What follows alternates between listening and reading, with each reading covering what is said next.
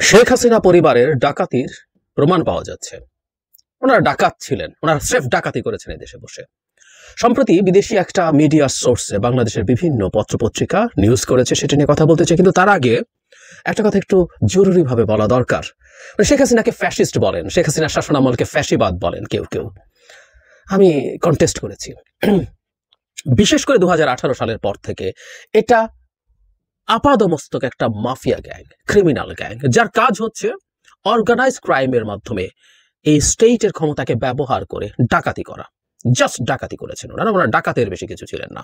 এর মধ্যে শেখ হাসিনা পরিবার, তার সাথে কিছু তথাকথিত রাজনীতিবিদ, ব্যবসায়ী, আমলা, পুলিশ, এরকম একটা নেক্সাস তৈরি করে অর্গানাইজড ক্রাইমের মাধ্যমে স্টেটের পাওয়ারকে ব্যবহার করে তারা এই কাজগুলো করেছেন।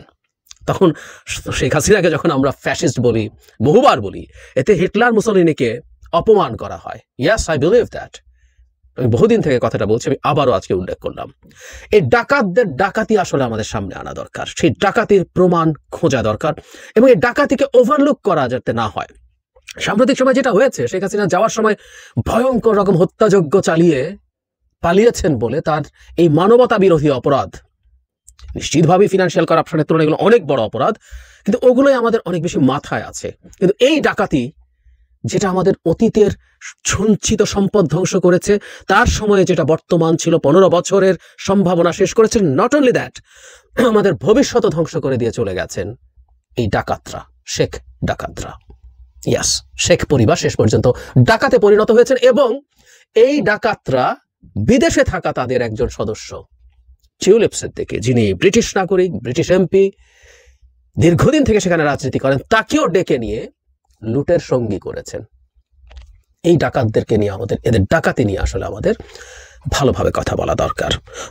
যেমন এখানে যে রিপোর্ট এসছে, আমি একটু মানব জমিন থেকে পড়ছি। ক্ষমতাচ্যুত প্রধানমন্ত্রী শেখ হাসিনা তার ছেলে সজীব ওয়াজেদ জয়ের বিরুদ্ধে গুরুতর আর্থিক অনিয়ম ও অর্থ পাচারের প্রমাণ পেয়েছে মার্কিন গোয়েন্দা সংস্থা এফবিআই। এফবিআই প্রসঙ্গে মনে পড়লো, এফবিআই শেখ হাসিনার খুব প্রিয় প্রতিষ্ঠান, কখনো কখনো সিলেক্টিভ। সেটা হচ্ছে জনাব আরাফাত রহমান কোকোর কিছু টাকা ফিরিয়ে আনানো নিয়ে প্রচুর ব্যবহার করেছেন, অতি সামান্য টাকা নিয়ে খুব ব্যবহার করেছেন। সো তাদের পেয়ারের এফবিআই বলছে কথাগুলো। সংস্থাটির লন্ডন প্রতিনিধির মাধ্যমে বিষয়টি নিশ্চিত করা হয়েছে। উল্লেখ করা হয়েছে যে ইউএস ডিপার্টমেন্ট অফ জাস্টিসের বর্ষিয়ান আইনজীবী লিন্ডা স্যামুয়েলস বিশেষ ল এজেন্ট লাভ রিপোর্টের সঙ্গে যোগাযোগ করেন এবং দেখেন যে $300 মিলিয়ন বাংলাদেশ থেকে মার্কিন যুক্তরাষ্ট্রের বিভিন্ন ব্যাংক অ্যাকাউন্টে পাঠানো হয়েছে। 9 সেপ্টেম্বর যুক্তরাষ্ট্রের ফেডারেল ব্যুরো অব ইনভেস্টিগেশনের প্রতিনিধি দল বাংলাদেশের দুর্নীতি দমন কমিশনের মহাপরিচালক এবং অন্যান্য সংশ্লিষ্ট কর্মকর্তাদের সাথে দেখা করেন এবং বিপুল পরিমাণ নথি হস্তান্তর করেন। এখানে যেটা বলা হয়েছে, বাংলাদেশের দুর্নীতি দমন কমিশন ক্ষমতাচ্যুত প্রধানমন্ত্রী শেখ হাসিনা তার ছেলে সজীব ওয়াজেদ জয়ের বিরুদ্ধে মার্কিন যুক্তরাষ্ট্রে $300 মিলিয়ন পাচারের অভিযোগে তদন্ত শুরু করেছে। দুর্নীতি দমন কমিশনের কর্মকর্তারা নাম না প্রকাশ করার শর্তে গ্লোবাল ডিফেন্স কর্পোরেশনকে জানান শাহ হাসিনা ও জয়ের বিরুদ্ধে দায়ের করা মামলাটি অধিকতর তদন্তের জন্য পাঠানো হয়েছে। 17 ডিসেম্বর দুদক মহাপরিচালক মোহাম্মদ আখতার হোসেন জানান, হাসিনা জয় ও শেখ হাসিনার বোন শেখ রেহানার মেয়ে তথা ব্রিটিশ এমপি টিউলিপ সিদ্দিক এবং অন্যরা 9টি উন্নয়ন প্রকল্প থেকে অনিয়ম ও দুর্নীতির মাধ্যমে $7 বিলিয়ন আত্মসাৎ করেছেন। সূত্র জানিয়েছে যে 9টি প্রকল্পের মধ্যে রয়েছে রূপপুর পারমাণবিক বিদ্যুৎ কেন্দ্র, আশ্রয়ন এবং বেজার অধীনে অন্যান্য প্রকল্প। $7 বিলিয়ন মধ্যে শুধু রূপপুর পারমাণবিক বিদ্যুৎ প্রকল্প থেকে $5 বিলিয়ন আত্মসাৎ করা হয়েছে। বাংলাদেশের দুর্নীতি বিরোধী তদন্তে ব্রিটেনের এমপি টিউলিপ সিদ্দিকের নাম তার পরিবারের তালিকায় রাখা হয়েছে। টিউলিপের খালা 20 বছরেরও বেশি সময় ধরে বাংলাদেশের প্রধানমন্ত্রী শেখ হাসিনা দক্ষিণ এশিয়ার দেশটিতে এখন দুর্নীতি দমন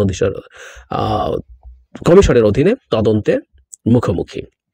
এরপর আরো বিস্তারিত আছে কিভাবে সজীব ওয়াজেদ জয়ের নামে হংকং এবং কেমান দ্বীপপুঞ্জে বিভিন্ন ব্যাংক অ্যাকাউন্ট ব্যবহার করে নিউ ইয়র্ক, ওয়াশিংটন ডিসি এবং লন্ডনে অর্থ স্থানান্তরিত করার বিশেষভাবে সামনে এসছে। তো তারা কিভাবে শেল কোম্পানি খুলে সেগুলো করছে। $300 মিলিয়ন কোনো টাকা না আসলে, যদিও $30 কোটি আমরা এভাবে যদি বলি, অনেকের কাছে একটা বিরাট অঙ্কের টাকা এই মুহূর্তে 4000 কোটি টাকার মতো।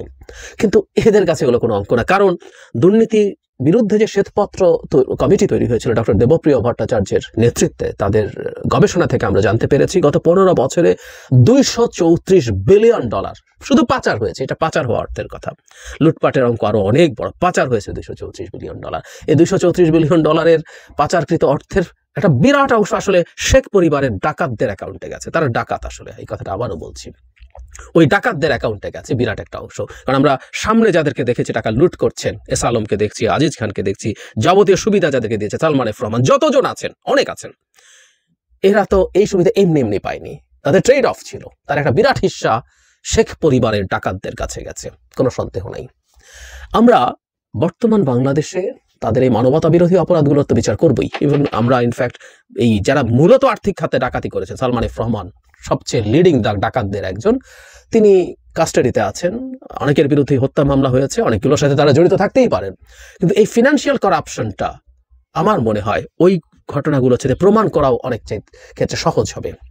আমাদের উচিত হবে এগুলোর সুষ্ঠু তদন্ত করা।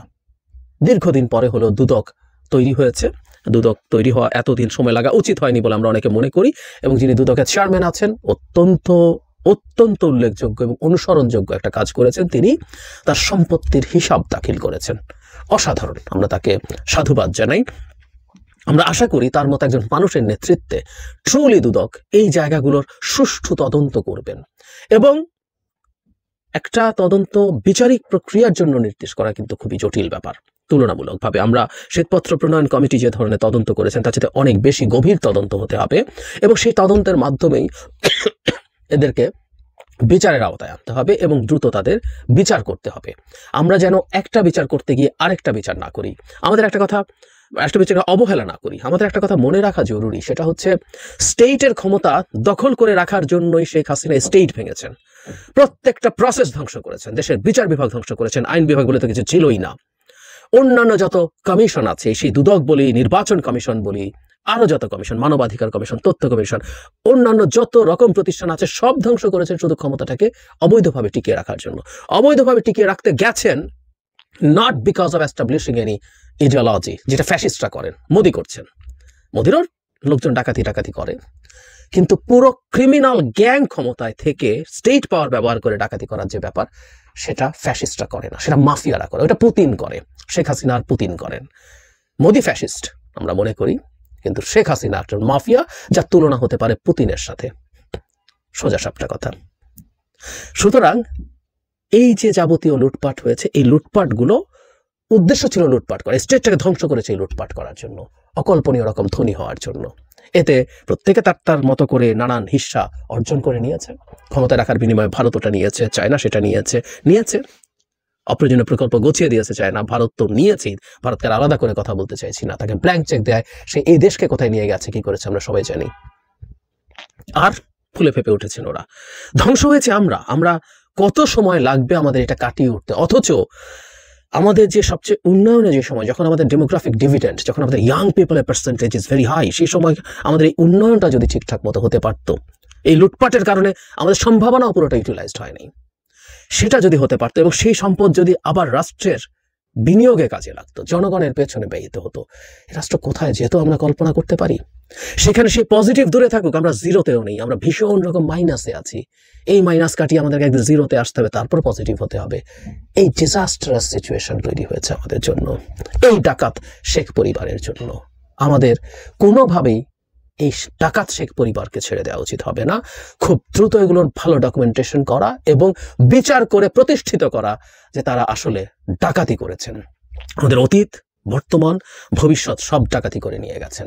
কি এক বিভৎস প্রতিশোধ পরায়ণতার মতো মনে হতে পারে, কিন্তু উনি এটা করেছেন। এবং কেউ কেউ বলেন যে তার বাপের তালুক মনে করেছেন শেখ হাসিনা এটাকে। না, বাপের তালুককে কেউ লুট করে না, আমি এটাকে সবসময় কন্টেস্ট করি, একেবারেই করে না। বরং তারা বাংলাদেশকে ভারতের মতো, ভারত যেমন বাংলাদেশকে উপনিবেশ বানিয়েছে, বাংলাদেশও তাদের কাছে উপনিবেশের ধর্ম হচ্ছে ইভেন বাংলাদেশে কেউ যদি লুটও করে এই দেশে টাকা রাখতো, টাকা এই দেশে বিনিয়োগ করতো, সেটারও একটা ব্যাখ্যা থাকতো যে উনি লুট করেছেন কিন্তু উনি এই দেশেই আছেন। কিন্তু যিনি উপনিবেশ বানান তিনি আসলে এখানকার সম্পদ লুট করে আরেক জায়গায় নিয়েছেন। উপনিবেশের কাজই হচ্ছে এটা।